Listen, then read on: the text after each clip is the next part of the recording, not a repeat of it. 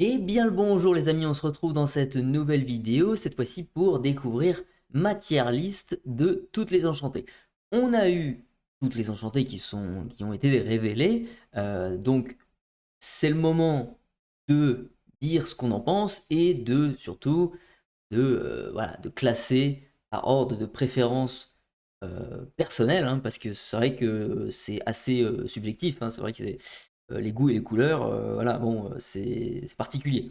Il y en a qui vont aimer, il y en a qui n'aiment pas certaines enchantées. Je connais certaines personnes qui n'aimaient pas les enchantées du 7-6, et moi j'adorais parce que ça avait un côté parchemin avec du crayonné, etc. C'était assez rough, comme on dit, c'était assez sketch les illustrations, et j'aimais ça.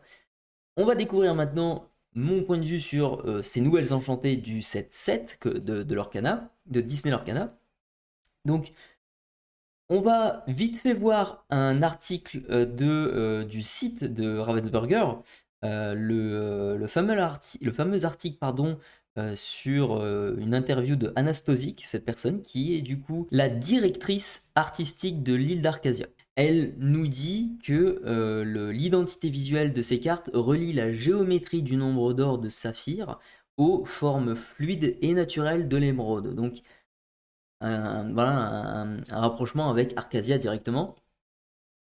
Et c'est une amoureuse de la nature, voilà, donc il cherchait un style approprié pour illustrer ça. Et on a d'ailleurs un truc intéressant aussi, c'est que le style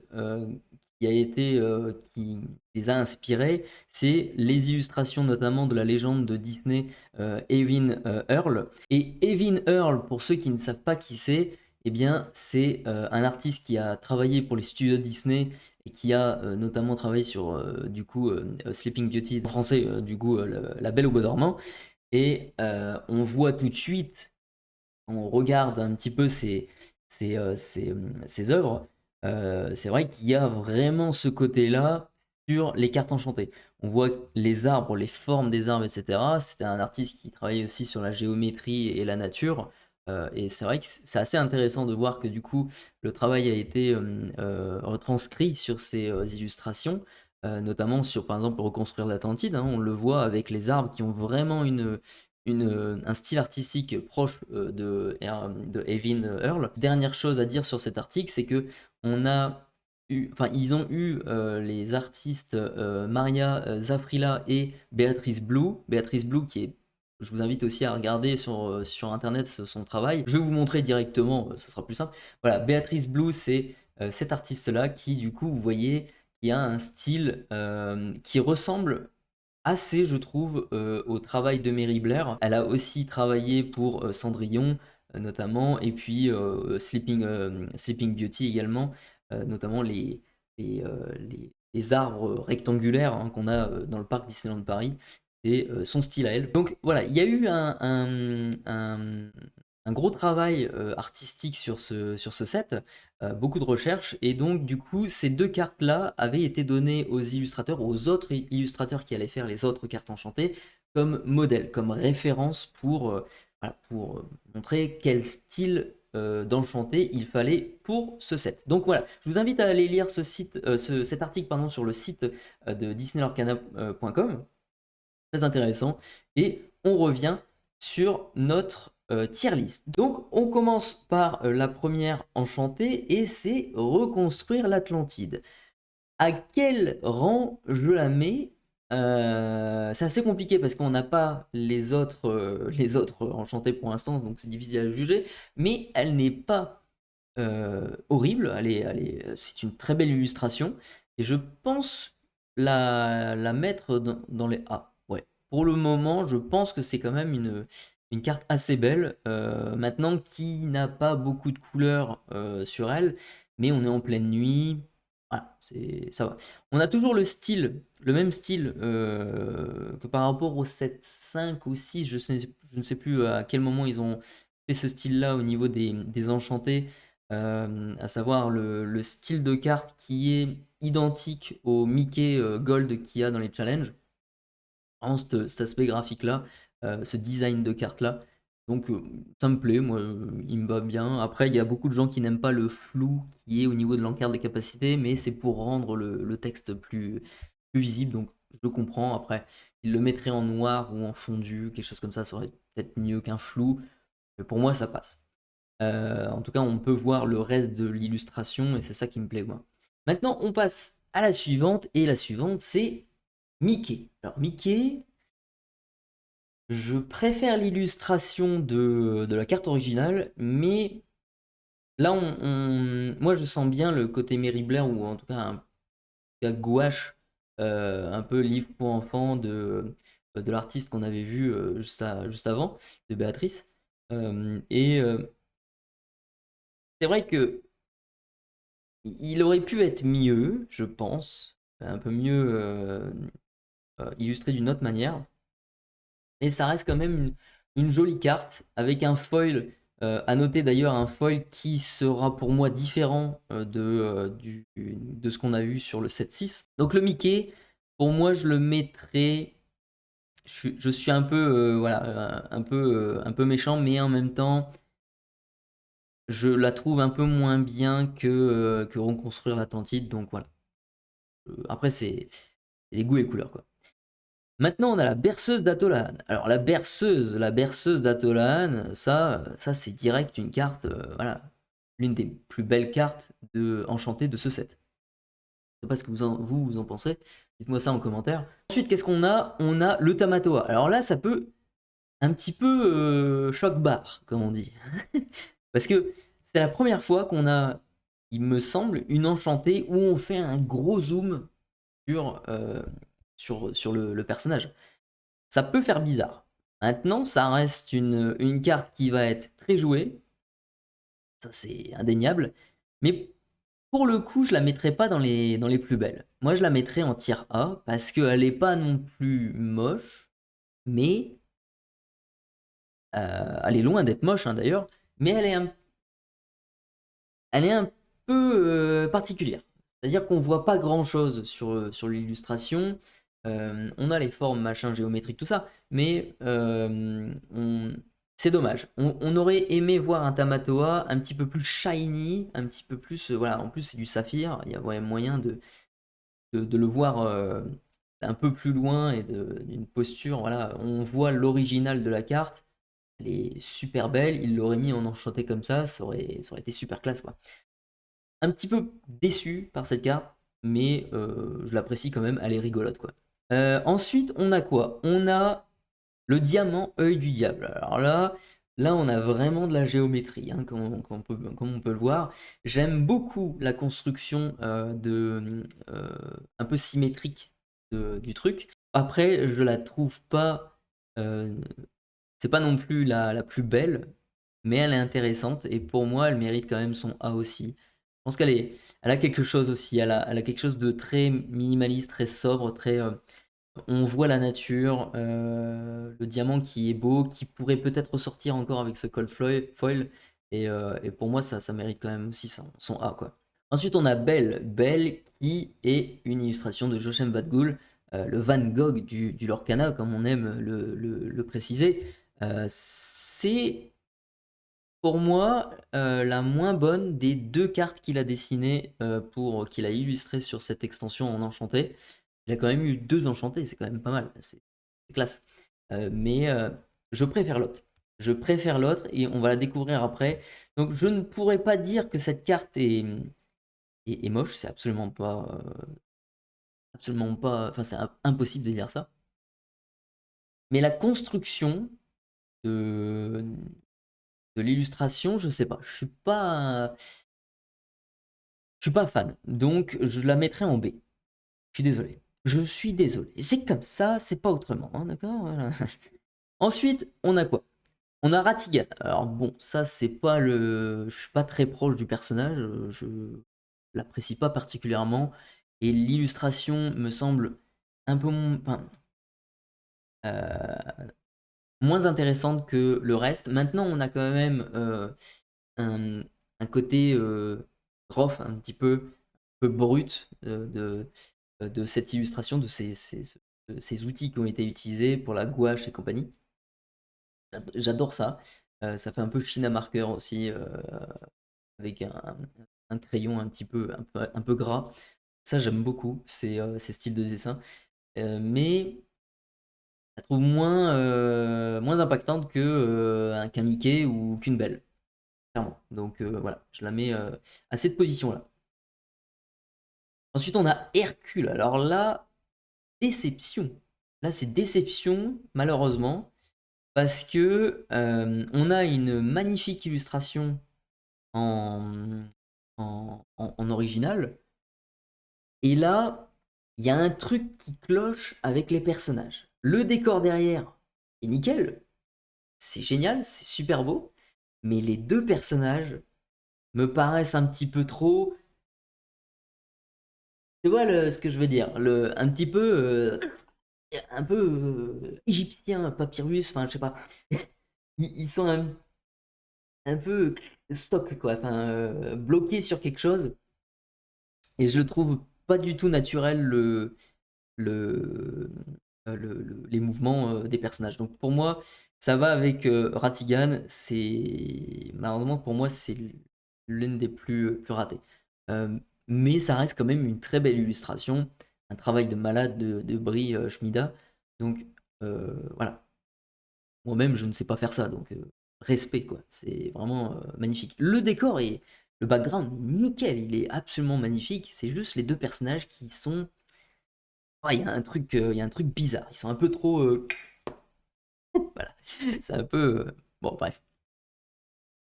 Ensuite, on a Hiro Hamada qui a deux styles de cartes différentes, hein, mais on va pas parler de l'autre parce que c'est une carte promo des championnats de 7. Donc, on aura un autre design pour celle-là. Je pense qu'elle est pas. Je sais pas. Pour moi, je la trouve pas très belle. Et le profil, encore une fois, il n'y a pas grand-chose qui se passe dans les illustrations. Je sais pas, c'est un peu, ça me rappelle un peu le Hercule où on a un personnage qui est comme ça, quoi, un petit peu bloqué. Il n'y a pas de profondeur, il y a pas d'ombre, etc., qui mettent un petit peu de mouvement dans l'illustration. Et voilà, pour ça, je j'aime pas trop. Ensuite, on a le Chapelier Fou, qui est un petit peu plus fourni euh, en termes de végétation, en termes de construction, où il y a un petit peu plus d'éléments de décor. Il y a des théières, des tasses, on voit l'eau qui pique entre les tasses. On a le personnage, on l'a en entier aussi. Il est tout petit, mais on l'a en entier.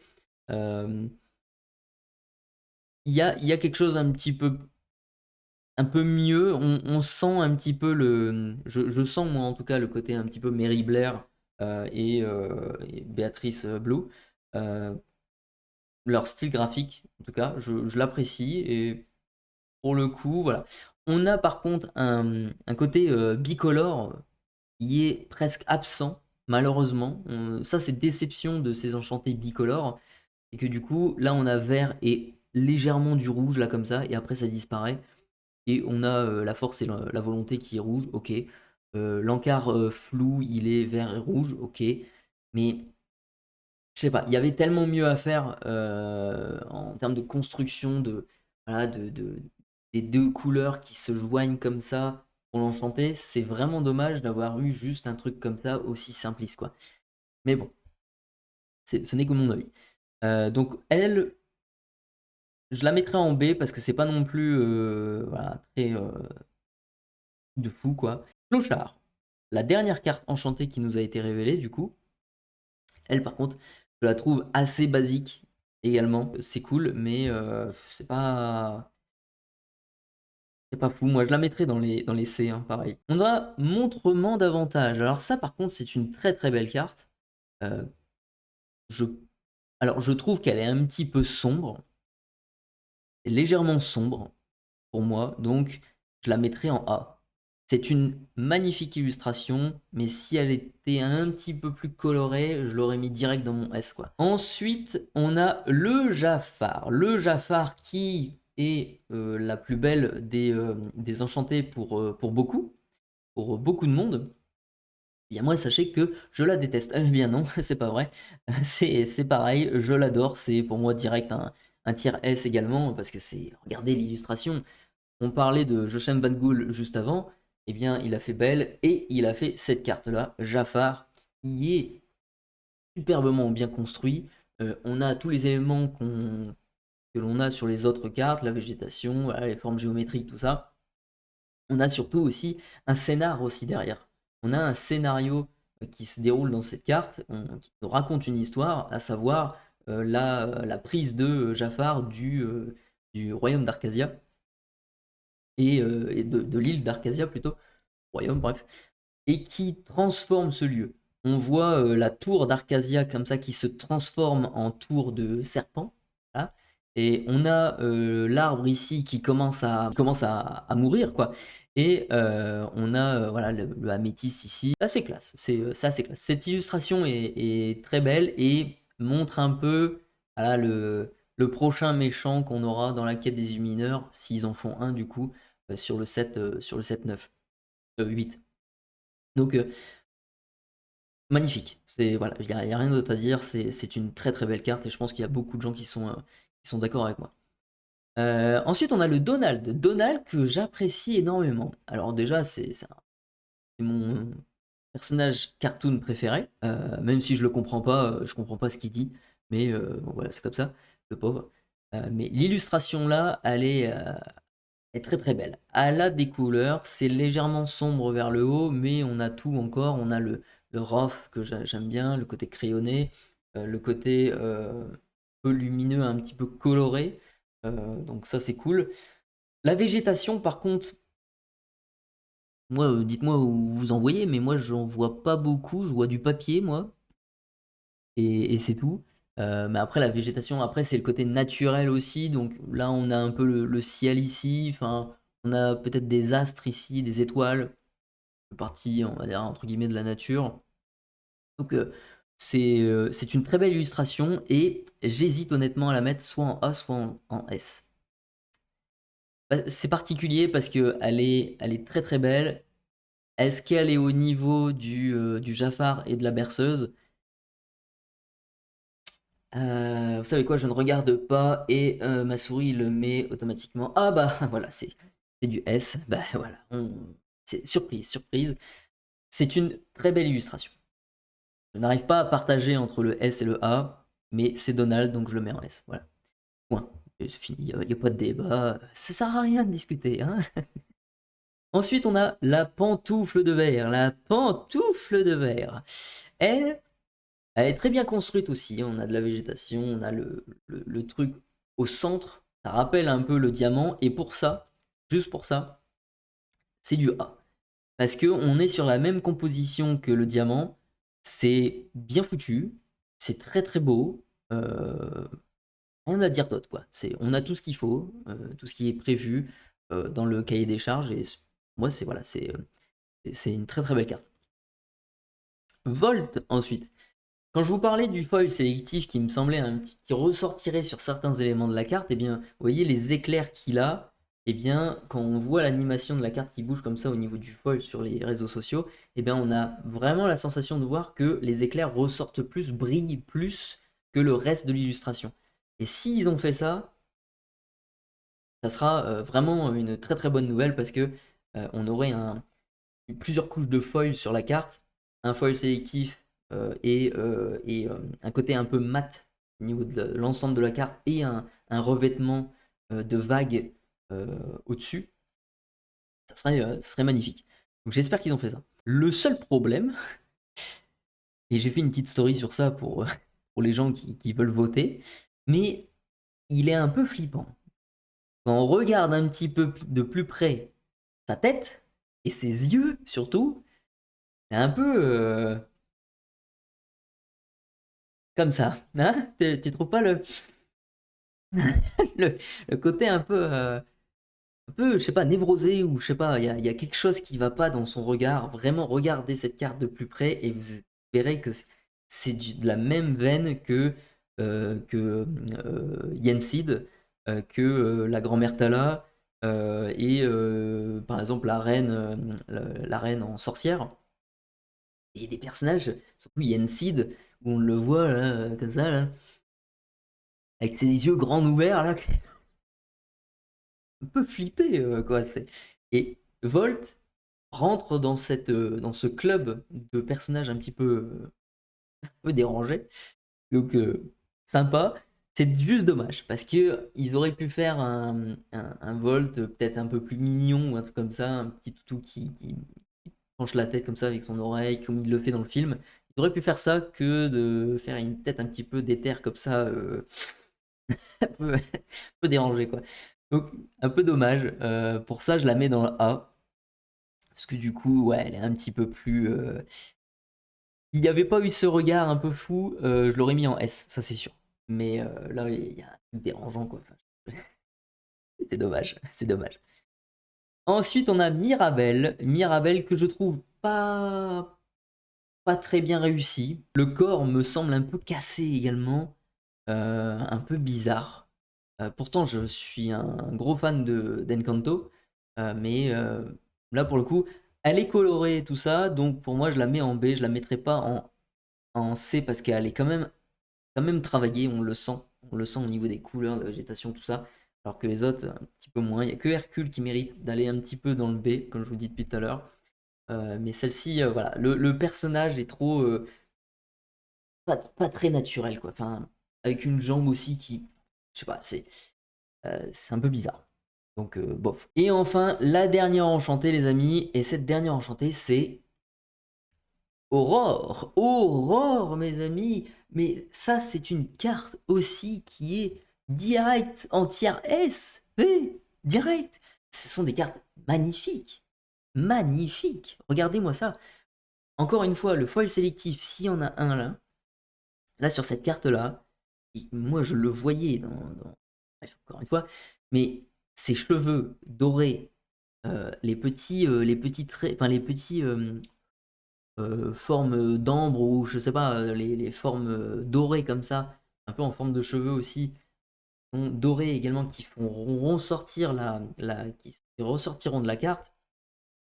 Magnifique, magnifique. Le lit, le coussin, la petite presque là ici avec le château de la Belle au Bois dormant et le petit village là à côté, les petits arbres. Alors, le détail quand même qui cloche, c'est que les arbres sont ronds alors que normalement, selon Mary Blair, du coup les arbres étaient rectangulaires.